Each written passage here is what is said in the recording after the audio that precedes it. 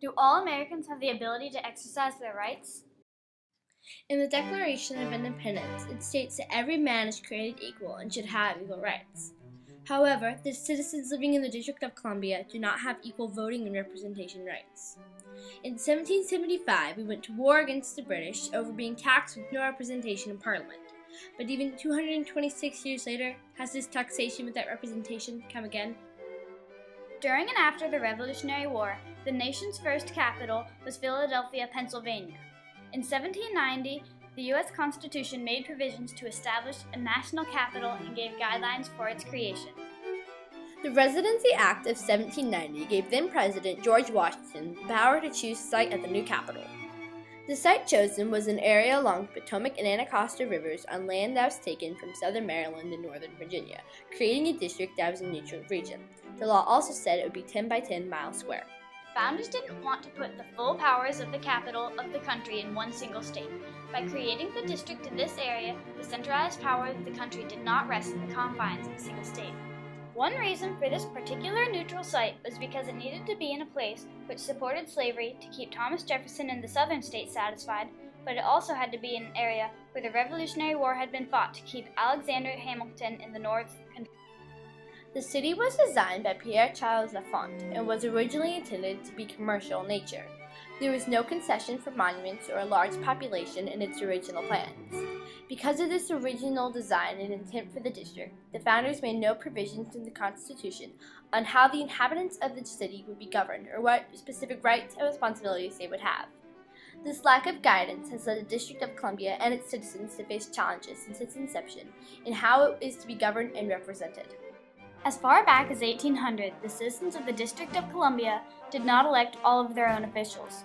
The first mayor of D.C. was appointed by President Washington, and the voters then elected a 12-person council.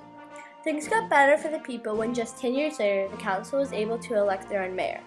The progression of rights continued when 8 years later, residents of the city elected both their own mayor and governing council. This voting arrangement was kept in place until the turmoil of the Civil War and the resulting martial law that was declared in the city during that time. In 1871, after the war, the 42nd Congress enacted the Enforcement Act of 1871, which in part took voting power back from the residents and allowed President Ulysses S. Grant to appoint a governor and council. An elected House of Delegates and a non-voting delegate to Congress were also created at that time. 3 commissioners, 2 civilian commissioners, and a military corps commissioner were established to help manage the city. This form of government lasted until the 1960s. In 1961, the 23rd Amendment allowed the residents of D.C. to vote for president and other public officials. In 1973, Congress then allowed D.C. citizens to vote for a mayor and a 13-member council. The way things have stood since 1973, the District of Columbia has been allowed to vote in presidential elections, elect their own city council and mayor, and are required to pay federal taxes. They do not, however, have voting representation in Congress. The Constitution states that Congress will be made up of representatives from each of the states, which the District of Columbia is not. Currently, in addition to 435 voting members, the U.S. House of Representatives features 5 non-voting seats. Representatives from the District of Columbia, as well as the U.S. territories of American Samoa, Guam, Puerto Rico, and the U.S. Virgin Islands, fill these 5 seats. Each of these non-voting delegates has the same amount of power, but only the District of Columbia is federally taxed and allowed to vote for president. In the presidential election, they have the same amount of electoral votes as the smallest state in population, which is currently Wyoming, even though D.C. has a bigger population than Wyoming. The current delegate for D.C. is Congresswoman Eleanor Holmes Norton. Congresswoman Norton has a vision of how a perfect American capital should look. Her views on the D.C. citizens are that if they are taxed and bound to the same responsibilities of citizenship, like fighting in wars and being a policeman, as any other citizen of America, that they should have the same rights and representation. Most citizens of D.C. believe that after they have gained the right to vote for president, they should now be allowed to vote in Congress. Many bills reflecting these views have been introduced to Congress through Eleanor Holmes Norton. The only bill to go to Senate was the Statehood Bill of 2009. This bill would have given D.C. and Utah an additional representative in the House. Since D.C. is over 80% Democratic and Utah is almost completely Republican, it would have kept the Senate balanced. However, one of the senators added an amendment to the bill that would have abolished D.C.'s gun laws. Congresswoman Norton made the decision not to accept the bill.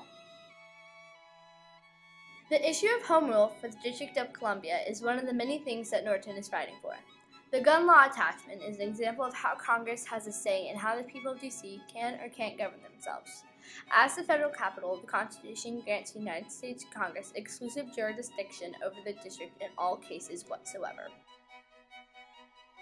For example, granting home rule would give the people decision on gun laws in the Hyde Act, a law which Congress enacted which says no building can be taller than the Washington Monument, 13 stories or over 130 feet. Although this act could be taken as respect to Washington, one of the founders of America, residents of D.C. see it as limiting to the potential growth of a thriving city. Some citizens in D.C. and the general American population have no opinion of what happens to the District of Columbia citizens. When asked, people believe in theory that the people of D.C. should have a vote in Congress. But since the issue is so complicated, most people, even some citizens of the district, believe a good compromise has been reached, which allows them to live in a great city with all its beauty and history and vote for president. Paying taxes for those benefits is simply what a good citizen should do, as D.C. resident Jessica Killen states. I grew up in a very lower middle class family, and I was in the Army, and then I went to law school, and I have managed to get myself an amazing job in an amazing city with amazing people. I'm sort of an American, I feel like I've lived the American dream, and part of living the American dream is paying back to this amazing country, and part of that is paying my taxes, regardless of what my representation is in Congress. The situation going forward is not clear-cut. Many people argue that the writers of the Constitution never intended for the citizens of the district not to have a vote in Congress, and that the language of the Declaration is being misinterpreted. Some people believe that there should be another amendment to the Constitution which allows another representative from the district, and others still believe that Washington, D.C. should become the country's 51st state, called New Columbia. One thing is certain, however. Congresswoman Norton will continue to act strongly against the taxation without representation and publicly announce her opinions of the predicament wherever she can. We leave you with her words on the issue. They are taxed without representation. They are asked to assume the responsibilities of citizenship while denied one of its basic rights.